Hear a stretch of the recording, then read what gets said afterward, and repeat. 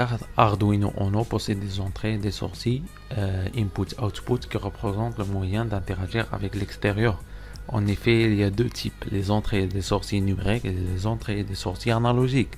Les entrées et des sorties numériques ne peuvent prendre que deux valeurs, la valeur bas 0 V et la valeur haut 5 V. On a les entrées analogiques, c'est une sortie de voltmètre la carte lie la tension qui est appliquée sur le port. Et pour les sorties analogiques, il s'agit des ports 3, 5, 6, 9 et 10 et 11 signalés par un symbole sur la carte. Ces ports peuvent simuler une tension entre 0 et 5 en basculant rapidement entre leur état bas et haut. Les sorties de tension fixe, ce sont les tensions de référence fournies par la carte Arduino. La masse est la référence de la carte Arduino par rapport à laquelle toutes les différences de tension sont mesurées. Les ports 5V 3,3 donnent accès aux tensions de 5 V et 3,3 V. V et N est la tension de l'alimentation externe. On a le connecteur USB ou bien le port USB. Il permet à la fois l'alimentation de la carte Arduino et la communication série entre la carte et l'ordinateur.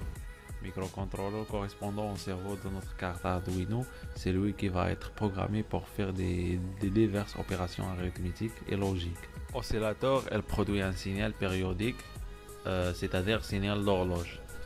Enfin, l'alimentation extérieure, 7 jusqu'à 12 volts optionnel comme la batterie. L'objectif de ce projet est avoir un signal sinusoïdal à partir d'une carte Arduino Uno. Pour réaliser cette tâche, on a utilisé le code suivant qui va nous permettre d'avoir à la sortie pin 6 de la carte Arduino un signal sinusoïdal. Ce code consiste à échantillonner l'amplitude du signal d'une manière régulière à des intervalles uniformes. Pour la forme du signal sinusoïdal, on définit un tableau avec une taille de 256 qui va contenir des valeurs ou des échantillons qui vont construire notre signal. Ces échantillons sont des valeurs en hexadécimal d'un nombre de 8 bits. Donc, dans ce cas, la plus grande valeur est FF, qui est de 155 en décimal. La plus petite est 0. On remarque que dans ce tableau, la première valeur est 80, qui est 127 en décimal. Donc, notre signal va commencer de milieu et va s'accroître jusqu'au 255, et puis diminuer jusqu'au 0, et ainsi de suite. Ce cycle va se recommencer jusqu'à l'infini, ça veut dire jusqu'il n'y aura plus d'alimentation à la carte. Car dans le bloc du code loop, il y a une condition qui est toujours vraie. C'est le while true qui est toujours satisfaite, donc la boucle va être infinie. Et pour définir la fréquence, on va jouer sur la fréquence de lecture. Ça veut dire le nombre de fois qu'on va parcourir ce tableau.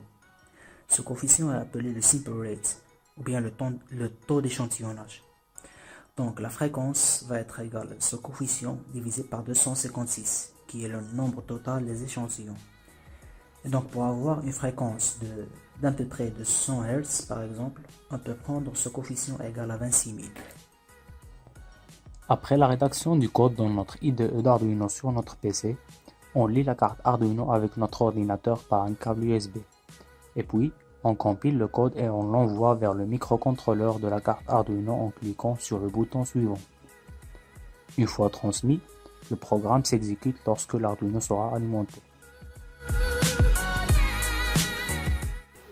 Après avoir programmé notre carte Arduino, notre ordinateur va jouer le rôle de générateur de tension continue. L'ordinateur donne en général une tension à peu près de 5 volts, ce qui peut représenter le risque d'endommager la carte son du deuxième ordinateur, qui va lui-même jouer le rôle d'oscilloscope de signal sinusoïdal généré à partir de la carte Arduino. Et pour contrôler la tension de sortie de la carte Arduino, on mise en place un potentiomètre. Pour réaliser notre circuit, on utilise une platine d'expérimentation appelée breadboard, dans laquelle on va planter un potentiomètre. Pour connecter un potentiomètre, il faut savoir où se trouve la masse, l'entrée et la sortie. La borne de milieu correspond au curseur, partie variable, alors que les autres bornes correspondent aux extrémités de la résistance. Entre l'extrémité masse et la borne du milieu sortie, la résistance varie de 0 à la valeur nominale qui est 10 kΩ, en fonction de la position du curseur. Du côté volumini, La valeur vaut 0. De côté volume maxi, la valeur vaut 10 kg. Au borne de la résistance variable, on ajoute une LED qui va nous permettre de visualiser l'intensité de courant par allumage.